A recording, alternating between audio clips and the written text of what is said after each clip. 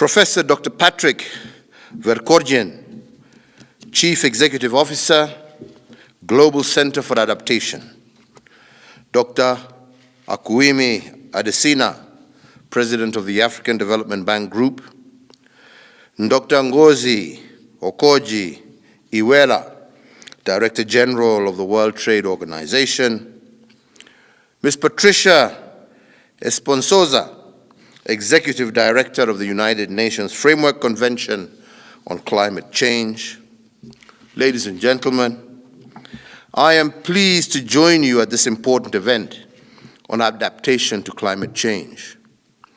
This is an issue of great importance, not only to me and my administration, but also to all our Kenyan people and the entire African continent.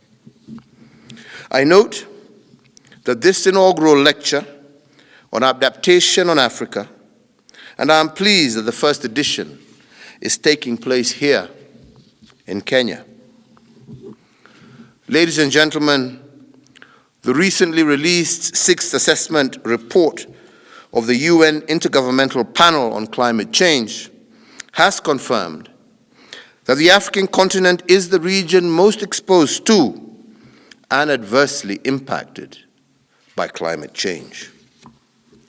We are together seeing major climate change impacts across our African continent.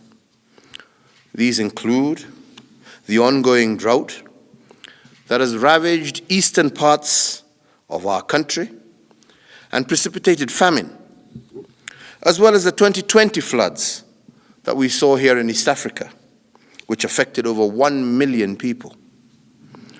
Additionally, and this is notable, is that the worst locust outbreak in 25 years, which left about 1 million people food insecure in the Horn of Africa, and the March 2019 Cyclone Ida, which affected more than 1.5 million people in Mozambique. Further evidence does indicate that climate change will have a devastating sub-economic impact across the world, but quite severely here in Africa. If we do not take any action, Africa could, as a consequence, see its gross domestic product contract by up to 30% by 2050 due to climate change. While impacts will vary across the region, we anticipate that climate impacts will lead to overall yield reductions of at least 20% by 2050. Increased flooding will raise the risk of malaria, while frequent droughts will put severe stress on our water resources. So, ladies and gentlemen, for Africa, a low-emitting continent, the main priority is adaptation, and it is now an urgent imperative.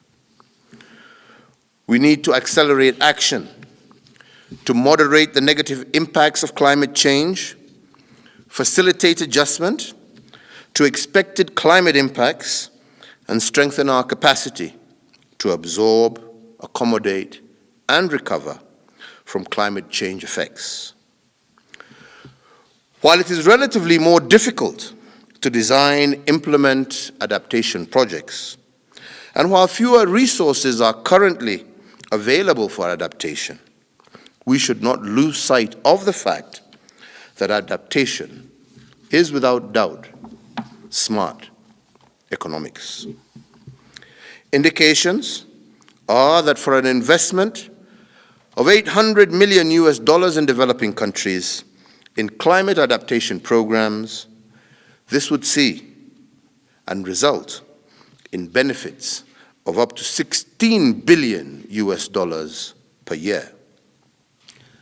So, ladies and gentlemen, let me say that Kenya has deployed significant financial resources to scale up its adaptation efforts. We have mainstreamed adaptation into our national development strategy and aligned it to future expected impacts of climate change. Kenya's updated national determined contributions provide a comprehensive overview of adaptation priorities that require international financial support. To implement our nationally determined contributions, we plan to invest approximately $8 billion over the next 10 years.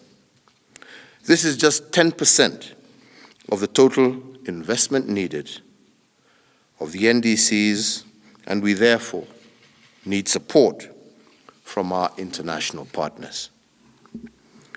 The financing challenge is not peculiar to Kenya. Globally, funding for climate adaptation, which in 2017 averaged around $30 billion a year, would need to increase tenfold to meet the growing needs of vulnerable communities in our warming planet. The COVID-19 pandemic, ladies and gentlemen, has exacerbated the funding situation. Countries around the world have collectively allocated over $20 trillion in COVID stimulus packages, thereby reducing greatly the resources available to combat climate change. However, climate cannot wait while we address COVID-19.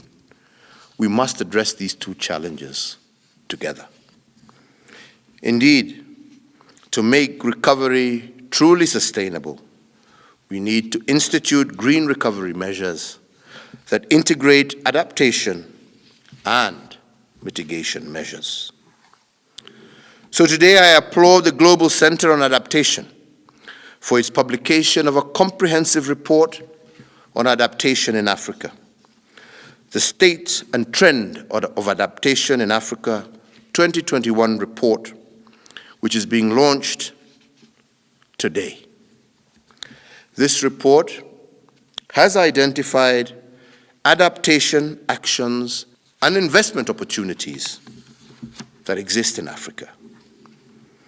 These opportunities include climate resilient projects such as mangrove restoration, water storage, drainage rehabilitation, digital agriculture, as well as new innovative financing such as blended financing to de-risk private investment and climate-related debt swaps.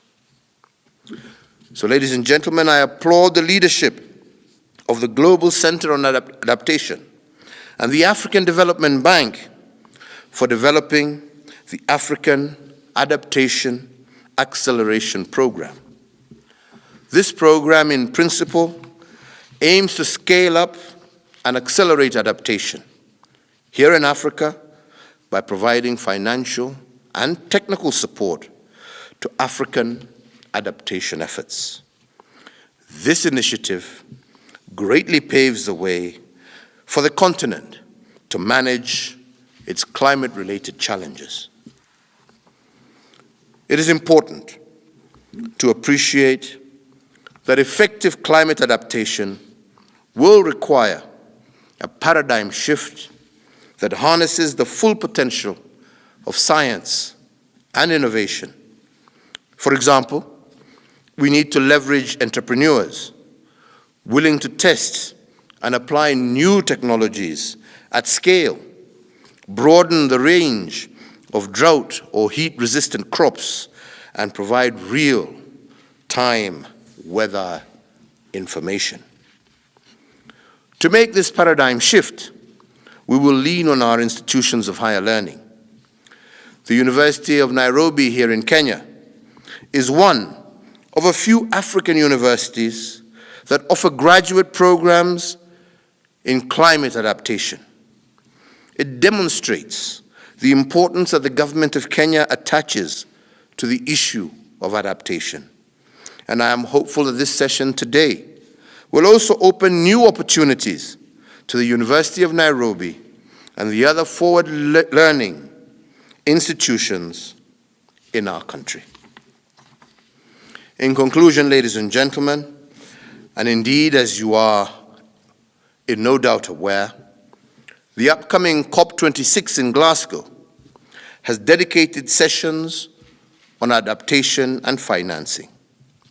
We are, in this context, keen to harness this platform to identify good adaptation practices and to catalyze public as well as private sector funding for adaptation programs in Africa, which can be presented during the upcoming COP26 summit.